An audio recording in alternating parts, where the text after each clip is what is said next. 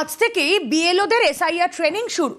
SIR নিয়ে বিএলওদের প্রশিক্ষণ কমিশনের, জেলা শাসকদের সঙ্গেও বৈঠকে কমিশন। রাজ্যে এসআইআর ঘোষণার পরে বৈঠকে কমিশন, সর্বদল বৈঠকের আগে সিইও এবং ডিএমদের সঙ্গে বৈঠক। এই বৈঠকের কি রূপরেখা জানাবেন প্রতিনিধি মৈত্রেয়ী ভট্টাচার্য রয়েছেন সঙ্গে। মৈত্রেয়ী, দেখো রুমেলা, গতকালই যখন জাতীয় নির্বাচন কমিশনের তরফ থেকে দ্বিতীয় পর্যায়ের এই এসআইআর ঘোষণা করা হচ্ছিল, তখনই জানানো হয়েছিল আজ থেকে ৩রা নভেম্বর পর্যন্ত ট্রেনিং এবং প্রিন্টিংয়ের কাজ চলবে। এবং এখানে দফায় দফায় কিন্তু বিএলও, এইআরও, ইআরও এবং ডিএমদের যারা রয়েছেন তাদের প্রত্যেকের সঙ্গে কিন্তু দফায় দফায় বৈঠক করা হবে জাতীয় নির্বাচন কমিশনের বিভিন্ন যারা দপ্তর রয়েছে তাদের তরফ থেকে। তার কারণ এসআইআর এর এই যে গোটা প্রক্রিয়াটি রয়েছে, এই প্রক্রিয়াটি কিভাবে স্মুথ করা যায়, কিভাবে এই ভেরিফিকেশনের প্রসেস, ম্যাচিং প্রসেস করা হবে, সেই সমস্ত কিছু আরও একবার ঝালিয়ে নেওয়ার জন্য। তার কারণ এর আগেই আমরা দেখেছি যে বিএলওদের সঙ্গে বৈঠক হয়েছে, ডিইওদেরকে নিয়ে বৈঠক করেছে জাতীয় নির্বাচন কমিশন, কিন্তু সেই ট্রেনিং আরও কিছুটা ঘষে মেজে নিতেই কিন্তু এই দফায় দফায় বৈঠক, এবং এই বৈঠক বিভিন্ন পর্যায়ে আগামী ৩রা নভেম্বর পর্যন্ত চলবে বলে জাতীয় নির্বাচন কমিশন সূত্রে আমরা জানতে পারছি।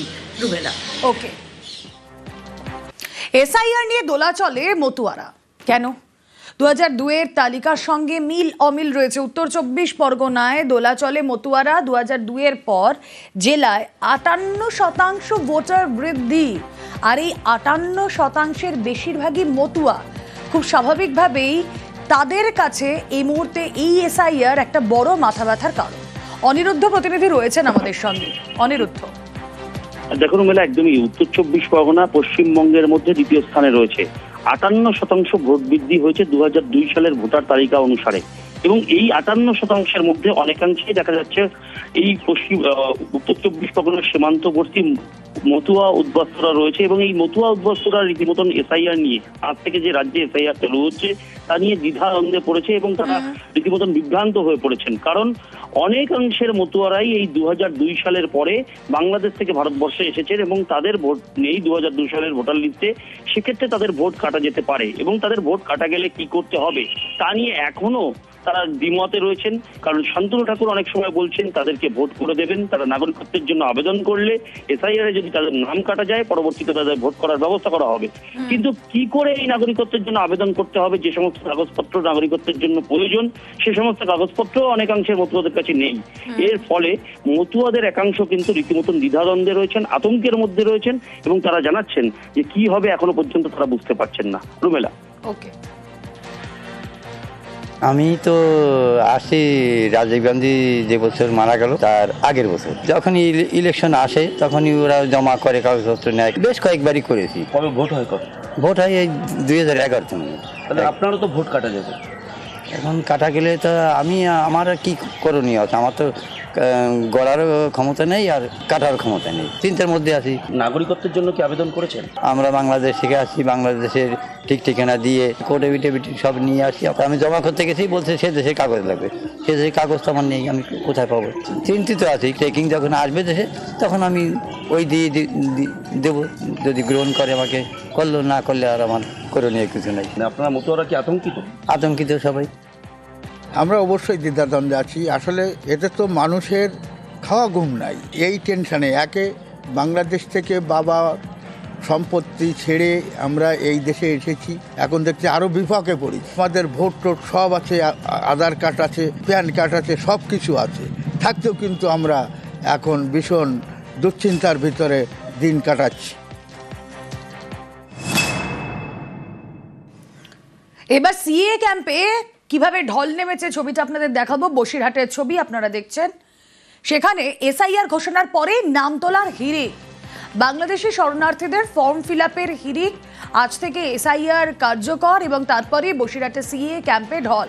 অনুপম প্রতিনিধি রয়েছেন সঙ্গে। অনুপম, দেখো, আজ থেকে এসআইআর চালু হয়েছে, গতকালই ঘোষণা হয়েছে, এবং এই ঘোষণা হওয়ার পর থেকেই বসিরহাটের যে একদম সীমান্তবর্তী যে শহর বসিরহাটের যে সিএ যে ক্যাম্প, সেই ক্যাম্পে একদম মানুষের ঢল নেমেছে। এবং যারা এখানে এই ক্যাম্পে যারা এসেছে সিএ পোর্টালে বা সিএ যারা ফর্ম ফিল আপ করছে, তারা কিন্তু সকলেই কিন্তু বাংলাদেশের শরণার্থী। এবং এদের যেটা দাবি যে এই সিএএ পোর্টালে তাদের নাম নথিভুক্ত করা থাকলে তাদের যে ডকুমেন্ট, সেই ডকুমেন্ট তারা এসআইআর যখন হবে তখন তারা সেখানে দাখিল করলে তারা নাম তুলতে পারবে, তাদের কোনো সমস্যা হবে না, এমনটাই কিন্তু দাবি তাদের, বা এমনটা তারা বুঝেছে। সেই জন্যই তারা সিএএ ক্যাম্পে এসে বিজ্ঞান নিয়েছে এবং সিএএ তারা নাম তোলার জন্য ভোর সকাল থেকে ক্যাম্পে এসে ভিড় করেছে এবং নাম তুলছে। এখন দেখার বিষয় এই যে সিএএ নাম তোলার পরে এসআইআর এর সত্যি কি কোনো সুবিধা হবে, নাকি যেমন নির্দেশ আছে তাদের নাম বাদ যাবে তেমনই বাদ যাবে, এটাই কিন্তু এখন দেখার বিষয়। যদিও আশায় বুক বেঁধে কিন্তু বাংলাদেশ শরণার্থীরা তারা কিন্তু সিএএ তে ফর্ম ফিল আপ করার জন্য সকাল থেকে সিএএ ক্যাম্পে কিন্তু ভিড় জমিয়েছে। ওকে,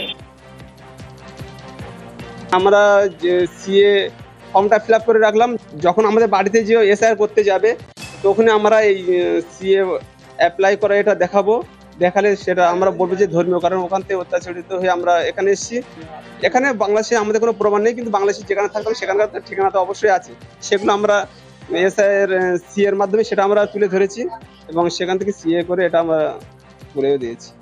আমরা এখানে এসেছি সিএ ফর্ম ফিল আপ করতে, যে এসআইআর হচ্ছে। আমরা বাংলাদেশ থেকে এসেছি রাতের অন্ধকারে পালিয়ে ধর্মীয় কারণে, যে কারণে এখানে ভারত সরকার আমাদেরকে নাগরিকত্ব দিচ্ছে, তার কারণে আমরা এখানে নাগরিকত্ব করতে এসেছি। আর এবার 100 দিনের কাজে সুপ্রিম কোর্টে ধাক্কা কেন্দ্রের ধাক্কাকে প্রচারের হাতিয়ার তৃণমূলের। জেলায় জেলায় প্রচারের নির্দেশ শীর্ষ নেতৃত্বের। সুপ্রিম কোর্টে কেন্দ্রের ধাক্কা নিয়ে প্রচারের বার্তা। কিভাবে সুপ্রিম কোর্টে কেন্দ্রের এই ধাক্কাকে প্রচারের হাতিয়ার হিসেবে ব্যবহার করবে তৃণমূল, জানবো। প্রতিনিধি আবির ঘোষাল রয়েছেন সঙ্গে। আবির, দেখো, গান্ধীবাদী আচরণ করার সিদ্ধান্ত নিয়েছেন তারা, অর্থাৎ কোনো জায়গাতে বিজেপির নেতা কর্মীরা যদি প্রচারে যান তাহলে সেখানে তারাও যাবেন এবং তাদেরকে পাশে বসে বোঝানোর চেষ্টা করা হবে এবং একই সঙ্গে হচ্ছে হাইকোর্ট এবং সুপ্রিম কোর্টের নির্দেশের যে কপি সেটা তাদেরকে দেখানো হবে এবং এরপরও বলা হবে যে এতদিন অপেক্ষা করার পরও এখানকার মানুষজন অর্থ পাননি এবং বিজেপির নেতারা তারাই যে দিল্লিতে বলেছিলেন যেন টাকা না দেওয়া হয়, তার জন্য মানুষকে কি পরিমাণ সমস্যার সম্মুখীন হতে হয়েছে। আমরা এর আগেও দেখেছিলাম যে দিল্লি থেকে কলকাতা, রাজ্যের বিভিন্ন জায়গাতে এই বিষয় নিয়ে আন্দোলন হয়েছিল এবং 2024-এর লোকসভা নির্বাচনে তৃণমূলের কাছে অন্যতম বড় হাতিয়ার ছিল হচ্ছে বঞ্চনা ইস্যু এবং গতকালকে অভিষেক বন্দ্যোপাধ্যায় তিনি উল্লেখ করেছেন যে দিল্লিতেও তারা মেগা ধর্নার প্রস্তুতি নিচ্ছে। এরই মাঝে দাঁড়িয়ে আজকে সমস্ত ব্লকে আজকে থেকে একদম ঢালাও প্রচার করতে বলা হয়েছে, ছোট ছোট সভা মিছিল, বাড়ি বাড়ি গিয়ে প্রচার এবং একই সঙ্গে বিজেপি নেতাদের দেখলেই তারা যে টাকা দিচ্ছেন না সেই বিষয়ে কোর্টের কপি তারা দেখিয়ে প্রচার চালাতে চান। ওকে। আর এই বিজেপি নেতারাই তো বারবার বলেছেন, দিল্লিকে বলেছি বাংলাকে টাকা না দিতে।